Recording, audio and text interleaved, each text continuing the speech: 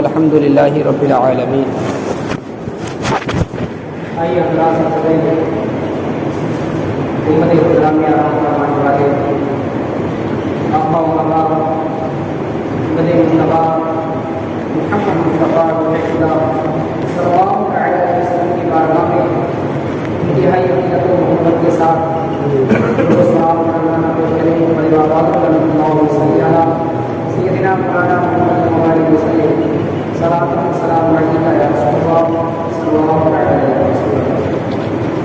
آئیے مرتبہ ایمان کی تازگی کے لیے، ایمان کو تازہ کرنے کے لیے کلمہ شریف قبول کریں بڑے بابا کی طرف لا الہ الا اللہ محمد رسول اللہ صلی اللہ علیہ وسلم اتفاق کی نیت کریں۔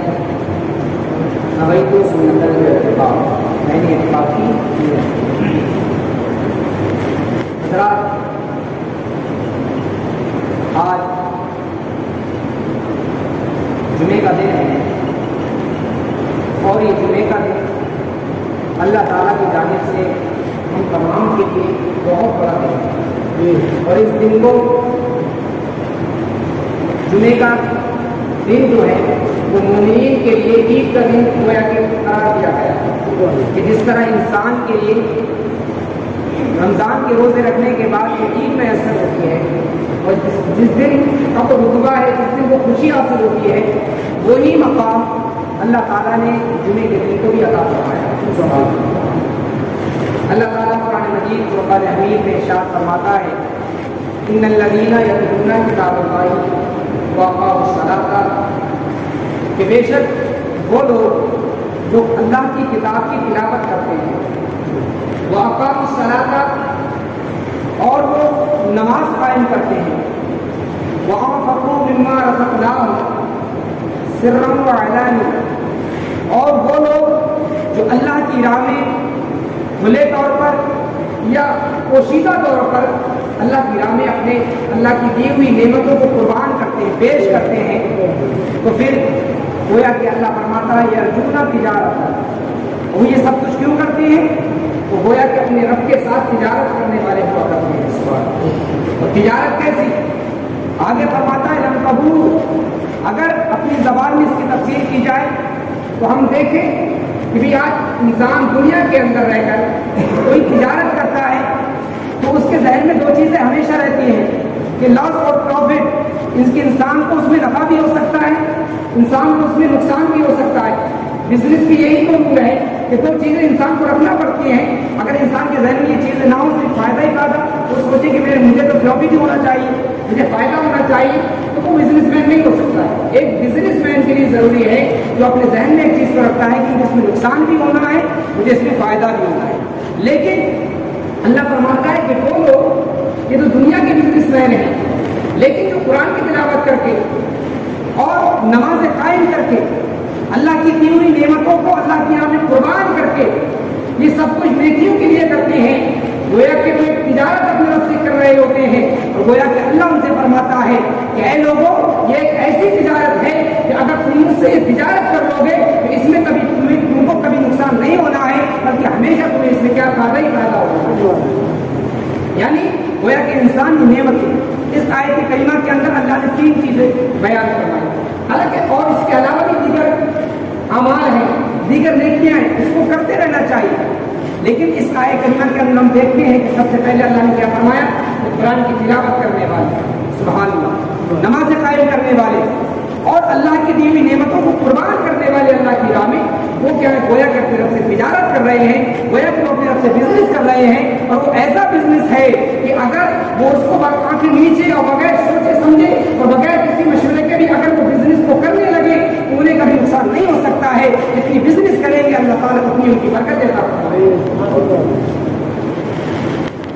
ان الذین یتلون کتاب اللہ، بے شک وہ لوگ جو اللہ کی کتاب کی تلاوت کرتے ہیں۔ یہ کتاب دنیا کے اندر کتنی ڈھیر ساری کتابیں ہیں، لیکن ایک واحد اور انوکھی اور اکیلی ایک کتاب اللہ ایک ایسی کتاب ہے کہ اگر آپ اس کو سنیں تو آپ دیکھیں سبحان اللہ کتنی مبارک، کتنی بابرکت کتاب ہے کہ اگر انسان اس کو چھوئے تو اس کا چھونا ہی بات ہے، سبحان اللہ۔ اگر انسان اس کو دیکھے اس کا دیکھنا بھی عبادت ہے، انسان اگر اس کو اپنی آنکھوں سے لگائے وہ بھی عبادت ہے، انسان اس کو دیکھے وہ بھی عبادت ہے، اس کی تلاوت کرے وہ بھی عبادت ہے، انسان اس کی تفسیر بیان کرے وہ بھی عبادت ہے، انسان اگر اس کو بیان کرے وہ بھی عبادت ہے، اگر انسان اس کتاب پر عمل کرنے لگے تو وہ بھی عبادت ہے۔ تو کتاب اللہ کتنی مبارک کتنی بابرکت کتاب ہے کہ اگر انسان اس کو چھوئے گا بھی، اگر اس کو صرف سینے سے بھی لگائے، اس کو صرف دیکھنے لگے تو وہ بھی عبادت ہے، اور اگر جس سے پڑھنا نہیں آتا اور پڑھنے والے کے پاس بیٹھ کر وہ اس کو سننے لگے تو اللہ تعالیٰ اس کو سننے کا ثواب اور اس کو اس کی وہ کام بھی کیا اللہ تعالیٰ عبادت میں کیا کرتا ہے۔ تو آپ دیکھیں کتاب اللہ کتنی بابرکت کتاب ہے۔ آج ہم دیکھیں ہمارے گھروں سے، آج ہمارے مکانوں سے، آج ہماری دکانوں سے اگر آواز آتی ہے تو گاؤں کی تو آواز بہت آتی ہے، آج ہمارے میوزک کی آوازیں گھروں سے آنے لگتی ہیں، کسی گھر سے کسی گلی سے گزرو تو میوزک کی آواز ضرور آئے گی، گانے کی آواز ضرور آئے گی، شور شرابے کی آواز ضرور آئے گی، لیکن آج اگر ہمارے گھروں سے اگر کوئی آواز ختم ہو گئی ہے تو ان کتاب اللہ کی تلاوت ہے۔ آج کسی گھر سے قرآن کی تلاوت کی آواز نہیں آتی، اور یہی اس کا گھاٹا یہ ہوا تو ہم نے آج قرآن کی تلاوت کرنا بند کر دی، تو پھر اللہ نے ہمارے گھروں سے ہماری روزی سے برکتیں دور کر دی۔ آج برکتیں ہمارے گھروں سے ڈالی گئی، آج ہماری روزیوں میں سے برکتیں ختم ہو گئی، کتنا کمائیں، بے چین ہیں، پیسے بھی ہیں، سب کچھ ہے اس کے بعد، لیکن پھر بھی اس کا دل کیا بے چین ہے، نیند نہیں آتی، نیند کے لیے گولی کھاتا ہے، کبھی میڈیکل بھاگتا ہے، رات بھر سوچتا رہتا کروں کیا کیسے نیند آئے گی، لیکن ایک چیز جو ہر انسان کو اللہ نہیں دیتا ہے کہ وہ سکون، وہ انسان کی زندگیوں سے ختم ہو گیا ہے۔ کیوں؟ وہ تو صرف قرآن کی تلاوت نہیں۔ پہلے کے دور میں دیکھیں صحابہ کرام، آج کے دور میں جتنی مسلمانوں کی تعداد ہے کتنی تعداد ہے، 1 ارب 55 یا 56 کروڑ کی آبادی، اور کم سے کم 55-56 کنٹریوں میں کیا ہے، اور مطلب ان کے دیشوں کے اندر ہماری کیا ہے، مطلب خود کی حکومتیں ہیں، اتنے مسلمان آج کے دور میں ہونے کے باوجود بھی لیکن انسان پھر بھی پریشان ہے، آج مسلمان پھر بھی ذلیل رسوا ہو رہے ہیں، آج انسان دیکھیں تو پھر بھی کیا ہے بے چینی اور بے حرمتی میں مارے جا رہے ہیں۔ لیکن یہ بے حرمتی آج ہم پر، یہ ذلت و رسوائی کہاں سے آئی؟ ابھی ایک تو وہ بھی تو تھا کہ اتنے مسلمان نہیں تھے، 313 مسلمانوں کا ایک لشکر مدینے سے نکلا تھا، صرف 313 مسلمان، اور ان کے پاس تو کچھ بھی نہیں تھا، کھانے کے لیے دیکھا جائے کیا تھا، ایک مسواک تھی، اسی سے کیا ہے اسی کو چوس کر روزہ رکھتے تھے، اور اسی کو چوس کر کیا ہے روزہ افطار کیا کرتے تھے۔ آپ دیکھیں کہ وہ مسلمان بھی تھے، سامان کچھ بھی نہیں ہے، اسلام کی بقا کے لیے، کلمۃ اللہ کو بلند کرنے کے لیے، حق کے جھنڈے کو بلند کرنے کے لیے مدینے سے نکل پڑے، لیکن ان کے پاس میں کچھ بھی سامان نہیں، لیکن تھا تو ایک سامان ان کے پاس تھا، وہ کیا رسول ہاشمی کی ذات ان کے ساتھ موجود تھی، اور کتاب اللہ کا دامن انہوں نے مضبوطی سے تھاما ہوا، وہ قرآن کی تلاوت کرنے والے تھے۔ آج تو ہمیں آپس میں چیخنے اور لڑنے جھگڑنے میں لگے ہوئے کہ کون بہتر ہے کون بہتر ہے۔ پیارے آقا صلی اللہ علیہ وسلم ارشاد فرماتے ہیں خیرکم من تعلم القرآن وعلمہ، تم میں سب سے بہتر وہ انسان ہے جو قرآن کی تعلیم سیکھے اور سکھائے۔ ایسا نہیں ہے کہ اس آیت کریمہ اس حدیث مبارکہ میں کبھی وہ حفاظ مرادوں پہ جنہوں نے حفظ کر لیا وہی یا جو حفظ کی تعلیم کرائیں، بھائی اس حدیث مبارک کے اندر وہ انسان بھی شامل ہے جو دیکھ کر پڑھے، دیکھ کر جو انسان پڑھ رہا ہے وہ بھی اس میں حضور نے فرمایا کہ وہ بھی بہتر ہے، جو دیکھ کر دوسروں کو پڑھائے وہ بھی بہتر ہے۔ تو سب سے پہلے کتاب اللہ کا دامن مضبوطی سے پکڑ لیں، اور اس کا سب سے پہلا حق یہ ہے کہ انسان اس پر ایمان لائے۔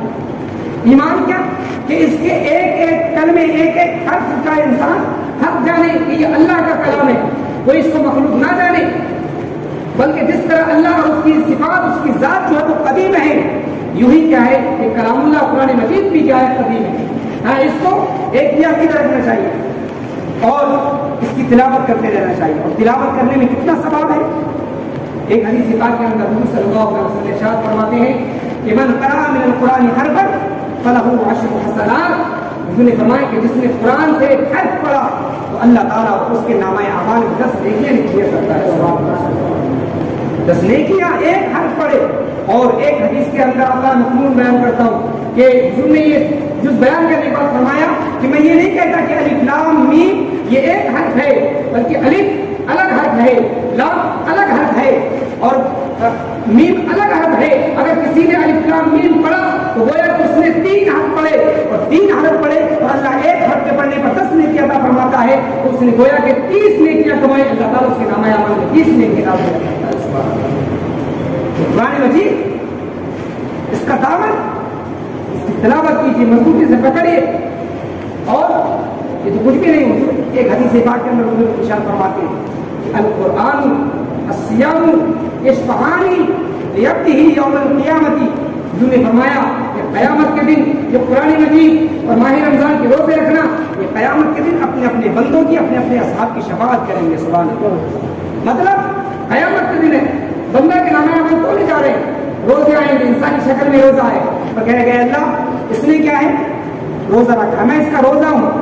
اس نے دن میں جو بھوک تھی اس کو برداشت کیا. اے اللہ اس نے دن میں بھوکے رہنے کے بعد تیری رضا حاصل کرنے کے لیے, حالانکہ یہ دن میں کہیں بچا کر کھا سکتا تھا, لوگوں سے چھپ کر پی سکتا تھا, لیکن صرف تیری رضا کے لیے اس نے روزہ رکھا, دن بھر بھوکا رہا, رات میں عبادتیں بھی اس نے کی ہیں. اے اللہ تعالیٰ آج اس کی مغفرت فرما دے, میں اس کی شفاعت کروں. اللہ اس کی روزے کی شفاعت کو قبول فرمائے گا اور روزہ اس کا ہاتھ پکڑ کر کے اپنے ساتھ جنت میں لے کر جائے گا. سبحان اللہ. پھر قرآن مجید بھی انسانی شکل میں آئے. اللہ نے اس کا قرآن جب سارے لوگ راتوں میں سو رہے ہوتے تھے تو میں یہ صبح صادق کے وقت نماز تہجد پڑھنے کے لیے کھڑا ہوتا تھا اور نماز تہجد کے وقت میری تلاوت کیا کرتا تھا. اے اللہ آج میں اس کی شفاعت کرنے والا ہوں, آج میں اس کا شفیع بن کر آیا ہوں. اے اللہ اس کی بخشش فرما. اللہ حکم دے گا, اس کی مغفرت فرمائے گا اور قرآن اس کو اپنے ساتھ لے کر جنت میں چلا جائے گا. سبحان اللہ. یہ قرآن مجید کتنے فوائد ہیں اس کے, اب دیکھیں تو صحیح. لیکن ہم اس قرآن پاک کو پڑھنا نہیں چاہتے, اس پر غور کرنا نہیں چاہتے. آج ذرا سا ہمارے گھر میں برکتیں, آج ہمارے گھر میں بیماریاں, آج ہماری پریشانی بے چینی, لیکن ہم کیا دوسری طرف کو بھاگتے ہیں. دنیا کے ذرائع بے چینی, ڈاکٹر کے پاس چلے گئے, روزی ختم ہو گئی, کسی کو مرض لگ گیا تو کسی کیا ہے ہم معلم کے پاس چلے گئے, کسی مطلب تعویذ کرنے والے عالم کے پاس جاتے ہیں. بھائی دیکھ لیجیے ہمارے گھر میں پتہ بڑا بیماریاں چل رہی ہیں, ارے روزی کی برکت نہیں ہوتی, کوئی تعویذ دے دیجیے. آپ بتائیں آپ ان کے پاس جا رہے ہیں ایک عالم کے پاس اس کا حل تلاش کرنے کے لیے, حالانکہ اللہ تعالیٰ نے قرآن مجید کے اندر ہر چیز کا حل بیان فرما رکھا ہے. لیکن کوئی پڑھنے والا بھی تو ہو.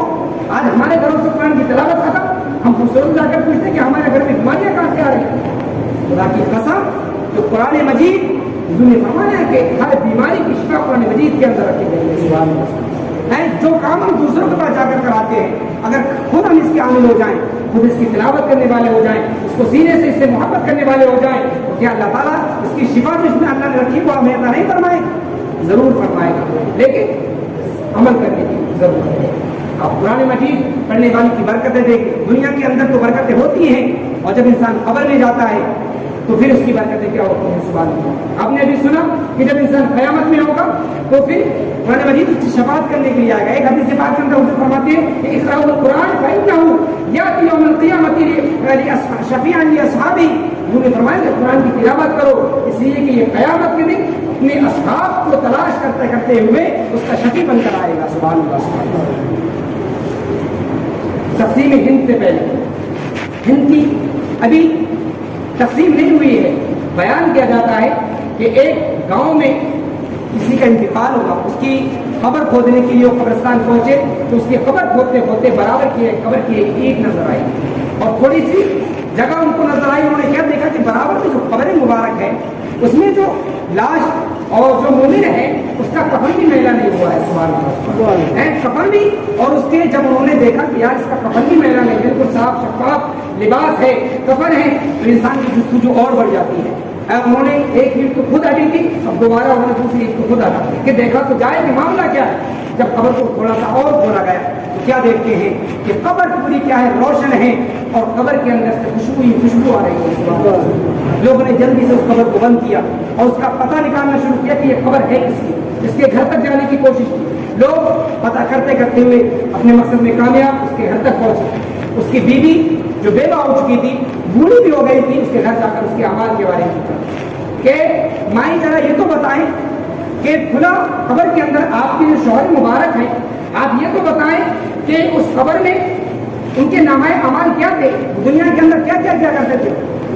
کی بیوی نے کہا کہ میرا شوہر کوئی پڑھا لکھا تو نہیں تھا, بس ایک ان پڑھ, ایک دیہاتی گاؤں کا رہنے والا سیدھا سجن بندہ تھا، ایک نہ تو وہ پڑھا ہوا تھا نہ قرآن کی تلاوت کرتا تھا، لیکن ہاں وہ ایک نمازی تھا، اور جب نماز پڑھنے کے لیے فجر کی نماز پڑھنے کے لیے جایا کرتا تھا تو مسجد میں جو لوگ قرآن کی تلاوت کیا کرتے تھے تو وہ ان کو دیکھ کر اس کے دل میں ایک مطلب یہ خواہش ہوتی تھی اور اس کا دل تڑپتا تھا ہے کاش میں بھی پڑھا ہوا ہوتا اور میں بھی ان کی طرف قرآن کی تلاوت کرتا۔ آتا ہے کہ بس وہ اسی میں نڈال ہو کر اسی غم میں مسجد سے نماز پڑھ کر جب گھر آیا کرتے تھے تو تاخ پر قرآن پاک کے کچھ حصے رکھے ہوئے ہوتے تھے، ان کو اٹھانے کے بعد سینے سے لگاتے تھے، سینے سے لگانے کے بعد ان کو کھولنے کے بعد ہر لائن پر انگلی رکھ کر یہ کہتے ہیں اللہ میں تو پڑھا لکھا نہیں ہوں، میں نہیں جانتا کہ تو نے کیا لکھا ہے، لیکن ہاں میں اتنا ضرور جانتا ہوں کہ تو نے جتنا بھی لکھا ہے جو بھی کہا ہے وہ بے شک حق ہے۔ ہر لائن پر انگلی پھینکتے جاتے تھے اور یہی کہتے جاتے تھے کہ اللہ یہ حق ہے، یہ بھی حق ہے، یہ بھی حق، بس ان کا یہ معمول تھا۔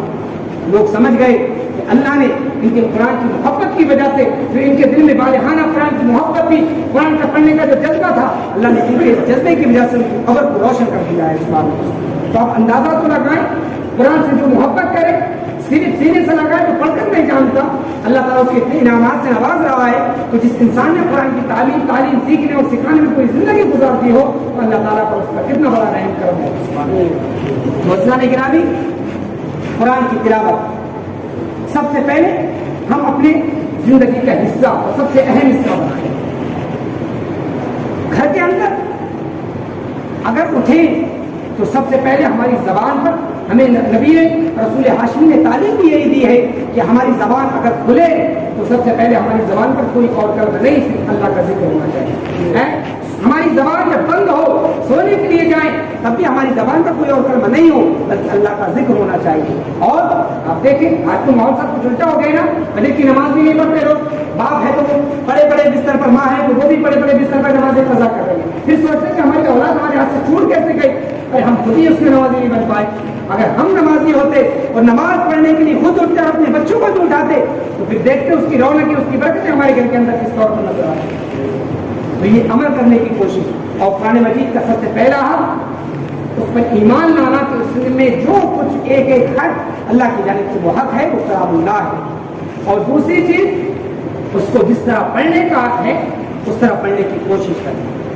قرآن مجید تو بعض لوگ ایسے ہوتے ہیں جو پڑھ لیتے ہیں، سمجھتے ہم نے پڑھ لیا، کچھ سارے پڑھے اور پھر اس کو بھلا بھی دیتے ہیں، 8 دن میں اٹھا کر دیکھ لیا، مہینے میں کھول کر دیکھا، اس کا نتیجہ یہ ہوتا ہے کہ انسان کچھ ٹھیک بھی پڑھ پاتا ہے کہیں کسی حد تک تو پھر وہ بھی بھول جایا کرتا ہے۔ پتہ ہے اس کے بارے میں کیا وحی آئی؟ حضور فرماتے ہیں کہ جو قرآن مجید پڑھ کر بھول جائے قیامت کے دن اس کو اندھا اٹھایا جائے۔ ہم توجہ نہیں دیتے نا اس چیز پر، ہم تو دیکھتے ہی نہیں، بس پڑھا 8ویں دن اٹھے اور 8ویں دن نماز جمعہ پڑھنے کے بعد تھوڑی دیر ایک صفحہ دیکھ لیا پھر اس کو بالا کر دیا، ہم نے تو اس کو ایک زینت بنا دیا تاپ، حالانکہ وہ تاپ کی زینت بنانے کے لیے نہیں آیا تھا وہ، بلکہ ہماری زندگیوں کو سدھارنے کے لیے، ہماری زندگی کی زینت بننے کے لیے قرآن مجید اللہ نے عطا فرمایا تھا، لیکن آج ہم اس کو بلا دیا۔ تو قرآن مجید کا سب سے پہلا حق اس کو جس طرح پڑھنے کا حق ہے اس طرح اس کو پڑھا جائے۔ لوگ الٹا سے مطلب یہ کہ اس طرح بھی پڑھتے ہیں کہ ان سے حروف تہجی اچھی طریقے سے مخارج بھی ادا نہیں کر پاتے، ٹھیک سے پڑھ بھی نہیں پاتے، سین کو شین، شین کو سین، صاد کو ضاد، کچھ بھی مطلب پڑھتے ہیں تو کچھ اس میں امتیاز بھی نہیں کر پاتے، اور اس سے اگر انسان اس طرح پڑھتا ہے تو اس کا پڑھنا پھر اللہ کے بارے میں مقبول نہیں ہوتا۔ کیوں؟ کیونکہ اس سے معنی بدل جاتے ہیں، اور ایک حرف کے بدلنے سے جب معنی بدل جاتا ہے نہ انسان کی عبادت قبول ہوتی ہے، اس کی نماز قبول ہوتی ہے۔